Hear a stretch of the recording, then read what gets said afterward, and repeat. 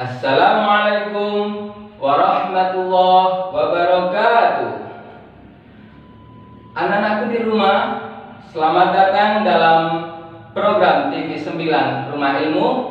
Mari kita bersama-sama saling bantu, saling jaga, cari ilmu di rumah aja. Bagaimana kabarnya hari ini anak-anakku? Alhamdulillah, kita semua baik-baik saja dalam keadaan sehat walafiat. Sebelum kita melanjutkan pembelajaran kita, mari kita awali dengan berdoa. Mudah-mudahan 3 menit ke depan kita belajar dengan baik, dimudahkan oleh Allah dan mendapatkan hasil yang maksimal. Mari semuanya mengikuti pembacaan doa dengan bersuara, tidak di dalam hati. Dengan posisi duduk siap, pandangan menunduk. Duduk siap, berdoa, mulai.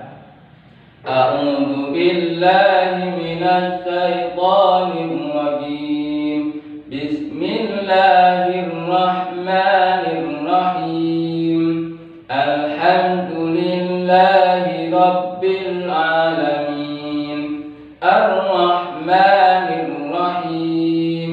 Maliki yaumiddin. Iyyaka na'budu wa iyyaka nasta'in. Ihdinas siratal mustaqim. Siratal ladzina an'amta 'alaihim ghairil maghdubi 'alaihim waladdallin. Amin. Raditu billahi rabba wa bil islami dina wa bi Muhammadin nabiyyan rasula. Rabbi zidni ilma warzuqni fahma bi rahmatika ya arhamar rahimin. Materi yang akan saya sampaikan adalah kelanjutan dari materi sebelumnya, yaitu tentang iman kepada Allah Subhanahu wa Ta'ala. Iman tidak cukup hanya di hati, diucapkan dalam lisan, seperti hanya cinta, cinta. Kalau cinta diungkapkan dengan hati, dengan lisan, kemudian diwujudkan dalam satu kemesraan, iman pun harusnya begitu. Kalau kita sudah menyatakan percaya kepada Allah, kita ikrarkan dengan 2 kalimat syahadat, selanjutnya harus kita wujudkan dalam perbuatan. Di antara wujud perbuatan iman kepada Allah yaitu berperilaku yang baik. Ini yang akan kita pelajari 30 menit ke depan, yaitu perilaku terpuji. Tujuan pembelajaran pada saat ini yang pertama, kita akan mempelajari pengertian jujur, amanah, dan istiqomah. Samping itu, kita juga akan belajar apa dalil nakli tentang jujur, amanah, dan istiqomah.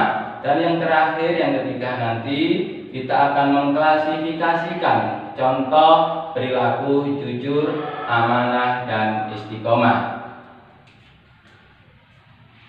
Coba amati gambar yang tampil. Ya, cari satu kata kunci saja sikap yang diwujudkan dalam gambar tersebut. Dapat? Oke, kunci. Selanjutnya gambar yang kedua. Tangkap, cari satu kata kunci perilaku yang tampak dalam gambar tersebut. Klik kunci. Baik. Gambar yang ketiga. Awas, jangan salah fokus. Di situ ada kata rindu dan istiqomah. Ya, 3 kata kunci tersebut nanti yang akan kita pelajari ke depan, yaitu jujur, amanah, dan istiqomah. Yang pertama adalah jujur. Kita sering berbicara dengan teman atau mendengar orang mengatakan, ayo jujur, dengan lawan katanya jangan bohong lo ya. Bahkan dulu kita sempat dengar, lihat viral video seorang pemuda yang membagikan makanan dan ternyata itu adalah sampah, sehingga muncul katanya viral, tapi bohong ya. Coba, apa itu artinya jujur? Oke, dan dapat jawabannya? Benar, bahwa jujur itu adalah adanya kesesuaian antara kata dan sikap. Kesesuaian antara kata dan sikap itulah disebut dengan jujur. Kalau kata mengucapkan baik, kemudian perilakunya ternyata tidak baik, itu namanya tidak jujur atau disebut bohong. Kalau kata mengatakan A, tapi ternyata perilakunya adalah B, itu adalah bohong. Anak-anakku yang sangat saya banggakan, Rasulullah melalui Abdullah bin Mas'ud telah meriwayatkan bahwa Rasulullah Shallallahu Alaihi Wasallam bersabda, Inna sidqa yahdi ilal bir, wa innal birra yahdi ilal jannah. Sesungguhnya kejujuran itu menunjukkan, mengantarkan kepada seseorang untuk berbuat baik, dan perilaku baik akan mengantarkan seseorang tersebut masuk surga. Di sini Rasulullah seakan-akan menjaminkan, memberikan jaminan, siapa yang bersikap jujur, orang itu berperilaku baik, jujur dalam kata, maka sikapnya baik.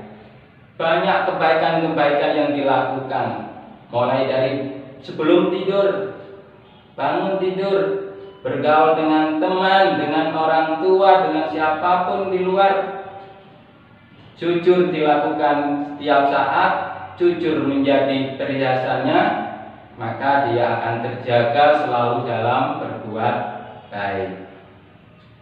Dan apabila sudah terbiasa melakukan perbuatan baik, tentunya akan mengantarkan pribadi orang tersebut, mengantarkan perilakunya menuju surga yang diidam-idamkan kita semua. Kembali kita dalam program TV 9 Rumah Ilmu. Sama-sama mari kita saling bantu, saling jaga, cari ilmu di rumah aja. Anak-anakku di rumah yang hebat, untuk tetap menjaga mood kita belajar dalam segmen kedua ini, saya akan mengajak antum untuk masuk ke sebuah tempat yang istimewa yang kita idam-idamkan.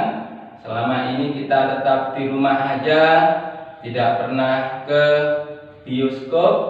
Ya, saat ini pembelajaran akan kita suasanakan seakan-akan kita dalam bioskop, namun kita tidak untuk melihat kembalinya Dilan dulu ya.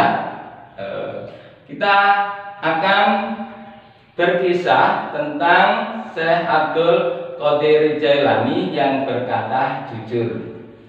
Anak sudah pernah dengar belum tentang kisah Syekh Abdul Qadir Jailani? Beliau adalah wali besar yang terkenal. Kedua orang tuanya adalah orang soleh dan tinggi budi pekertinya. Setelah ayahnya meninggal dalam usianya yang masih sangat muda, Syekh Abdul Qadir Jailani ingin merantau untuk menuntut ilmu ke kota Mekah.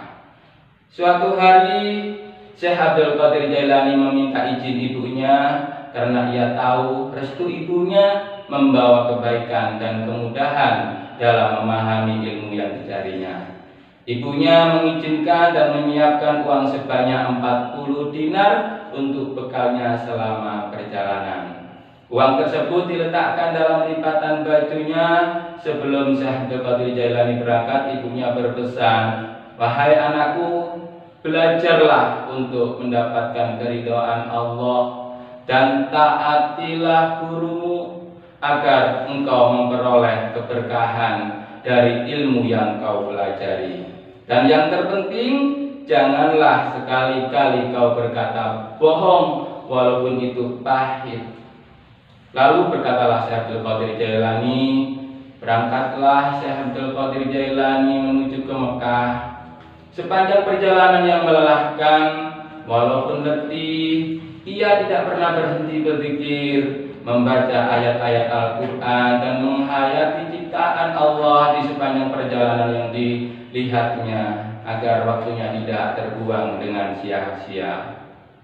Tiba-tiba dalam perjalanan sekelompok perampok menghadang kafilah yang diikutinya.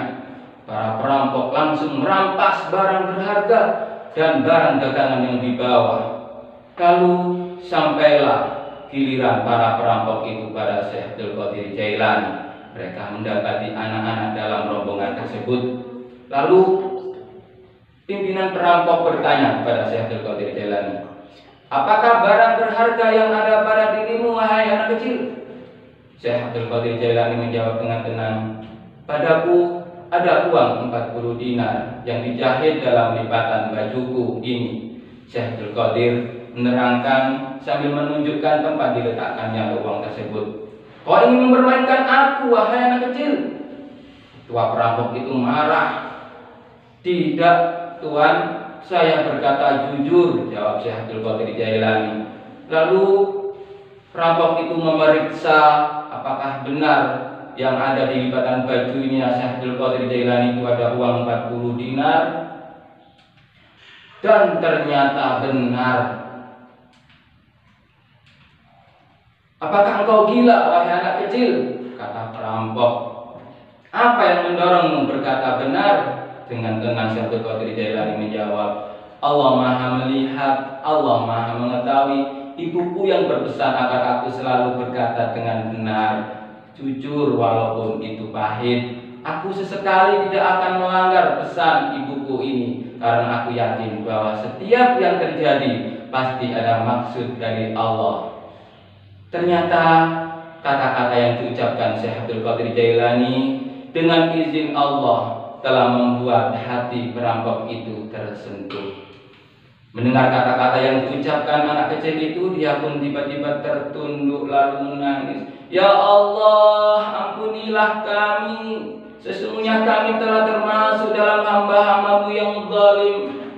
Kemudian pengikut-pengikut perampok itu juga berkata, kami juga ingin bertaubat, kami juga ingin bertaubat. Sesungguhnya tidak ada Tuhan selain Allah dan Nabi Muhammad itu utusan Allah. Maka bertaubat dan bersujudlah perampok-perampok itu dengan sebab Syekh Abdul Qadir Jailani berkata jujur. Karena ketaatan kepada ibunya dan keyakinannya kepada Allah yang Maha melihat dan Maha mendengar, Syekh Abdul Qadir telah berkata jujur. Walaupun ia tahu bahwa bisa saja dia kehilangan uangnya. Berkat dia berkata jujur, Allah telah membuka hati para perampok itu. Oleh karena itu, anak-anakku, mari kita selalu berkata jujur, kapanpun, dimanapun, dengan siapapun, sekalipun itu pahit. Syekh Abdul Qadir Jailani adalah profil teladan anak kecil yang berperilaku baik, jujur katanya yang patut kita tiru. Semoga kisah tersebut dapat menjadi teladan bagi kita. Dari perilaku jujur yang kita lakukan, semua akan membawa hikmah bagi perilaku kejujuran. Yang pertama, hikmah perilaku jujur adalah dipercaya orang lain. Ketika pribadi kita jujur dalam kata, antara sikap dengan kata ada kesesuaian, maka orang lain akan percaya terhadap kita. Sekali kita berbohong, orang masih memberi kesempatan kepercayaan kepada kita. Namun ketika kita berbohong pada kedua kalinya, orang mulai ragu akan kejujuran diri kita. Dan apabila sudah 3 kali bahkan lebih, orang lain sudah bisa tidak memberikan kepercayaan kepada kita. Hikmah yang pertama, orang yang berperilaku jujur akan dipercaya orang lain. Yang kedua, hikmah perilaku jujur adalah mendapatkan simpati dari semua pihak. Setiap langkah kita, setiap kata kita akan diperhatikan orang. Kejujuran akan melahirkan sikap simpati orang lain terhadap diri kita. Dan yang ketiga, orang yang berperilaku jujur hidupnya akan sukses dan dimudahkan oleh Allah Subhanahu wa Ta'ala. Karena banyak orang yang percaya pada dirinya, orang lain bersimpati pada dirinya. Ketika kita berproses dalam sebuah tugas, berproses dalam sebuah pekerjaan, maka banyak pula orang yang akan membantu kita. Dengan sikap simpati mereka, orang membantu diri kita, sehingga pekerjaan kita akan menjadi mudah. Kali ini saya coba menjaga mood belajar kalian tetap baik. Saya ajak kalian belajar dalam suasana game Free Fire. Ya, perilaku amanah sering kita jumpai dalam kehidupan sehari-hari, atau bahkan kita sendiri telah melakukannya. Amanah ialah perilaku dapat dipercaya, perilaku dapat dipercaya. Pesan yang dititipkan disampaikan kepada yang berhak, itulah perilaku amanah. Rasulullah Shallallahu Alaihi Wasallam bersabda, "Kullukum ra'in wa kullukum mas'ulun an ra'iyati. Fal amirul ladzi 'alan nas ra'in 'alaihim wa huwa mas'ulun anhum." Setiap kalian adalah pemimpin dan akan diminta pertanggungjawaban atas kepemimpinannya. Seorang kepala negara adalah pemimpin dan akan diminta pertanggungjawaban perihal rakyat yang dipimpinnya. Kalau kita pahami pemimpin itu hanya seorang kepala negara, presiden, atau itu gubernur, atau itu wali kota, maka kita tidak masuk dalam pemilih amanah. Namun Rasulullah telah mengingatkan pada kita bahwa kullukum ra'in, kalian semua adalah pemimpin. Antum pemimpin, saya pemimpin. Sehingga pada diri kita terdapat amanah yang nantinya akan dimintai pertanggungjawaban. Dalam hal ini amanah terbagi menjadi beberapa bentuk. Bentuk yang pertama adalah amanah terhadap Allah Subhanahu wa Ta'ala. Allah berfirman dalam Al-Quran, "Ya ayyuhalladzina amanu la takhunullaha war rasul." Wahai orang-orang yang beriman, janganlah kalian mengkhianati Allah dan Rasul-Nya. Allah menitipkan amanah kepada kita, yaitu beribadah, melaksanakan sholat 5 kali dalam sehari. Allah juga menitipkan amanah terhadap Rasul-Nya, yaitu melaksanakan sunnah-sunnah Rasul. Kalau perintah ibadah kita laksanakan, sunnah-sunnah Rasul kita laksanakan, berarti kita telah melaksanakan amanah terhadap Allah Subhanahu wa Ta'ala. Bentuk amanah yang kedua adalah amanah terhadap sesama manusia. Dalam Al-Quran Allah berfirman, "Innallaha ya'murukum an tu'addul amanati ila ahliha." Sesungguhnya Allah memerintahkan kalian untuk menyampaikan amanah kepada yang berhak menerimanya. Ini kaitannya dengan sebuah amanah titipan, baik itu berupa barang atau sebuah pesan. Apabila kita mendapatkan pesan berupa uang sebagai contoh untuk disampaikan kepada si A, lalu uang itu kita sampaikan kepada si A menerima utuh, tidak ada pengurangan, maka kita telah bersikap amanah terhadap sesama manusia. Amanah yang ketiga yaitu amanah terhadap diri sendiri. Amanah terhadap diri sendiri itu berupa amanah kesehatan. Contohnya, Allah telah memberikan kita kesehatan. Lalu bagaimana kita menjaga amanah? Kalau kita sudah diberi kesehatan, lalu kita tidak melaksanakan perintah Allah, kita tidak belajar dengan baik dan benar, itu kita telah melanggar amanah terhadap diri sendiri. Bentuk amanah terhadap diri sendiri yang lain seperti rezeki. Kalian sudah dianugerahi Allah melalui orang tua rezeki, punya fasilitas belajar lengkap memadai. Tapi kalau amanah itu, fasilitas belajar itu tidak digunakan dengan baik, maka amanah telah dilanggar. Perilaku terpuji yang ketiga yaitu istiqomah.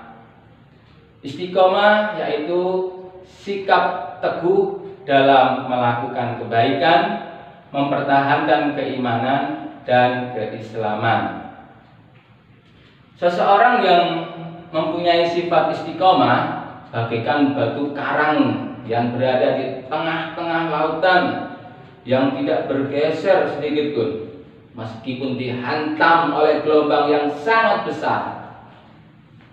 Dia tidak akan bergeser atau bahkan berkurang dalam melakukan kebaikan. Istiqomah terwujud karena adanya keyakinan akan kebenaran dan siap menanggung resiko.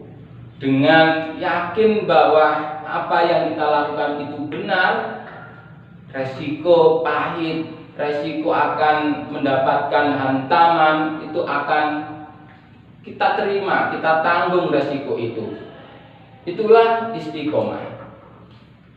Allah berfirman dalam Al-Quran, Innal ladzina qalu rabbunallahu tsumma istaqamu fala khaufun 'alaihim wala hum yahzanun. Sesungguhnya orang-orang yang berkata Tuhan kami adalah Allah, kemudian mereka tetap istiqomah, tidak ada rasa khawatir pada mereka dan mereka tidak pula bersedih hati. Anak-anakku yang sangat saya banggakan, kembali bahwa pengertian istiqomah itu adalah berperilaku baik, teguh dalam perilaku baik. Bukan seperti contoh ketika seorang anak punya kebiasaan merokok, kemudian ditegur oleh orang tua, teman, tanya, "Hei bro, kenapa kamu korokan bro?" Lalu si anak tersebut menjawab, istiqomah gini istiqomah. Nenek itu bukan istiqomah. Istiqomah tidak berarti terus menerus, tapi ada catatan kelanjutan bahwa istiqomah itu terus menerus dalam kebaikan. Kemudian hikmah perilaku istiqomah. Orang yang berperilaku istiqomah akan dijauhkan dari rasa takut dan sedih. Yang kedua, akan mendapatkan kesuksesan di dunia.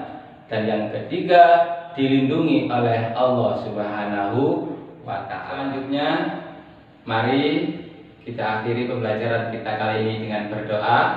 Mudah-mudahan ilmu yang kita pelajari menjadi ilmu yang bermanfaat, menjadikan kehidupan kita sukses fit dunya wal akhirah.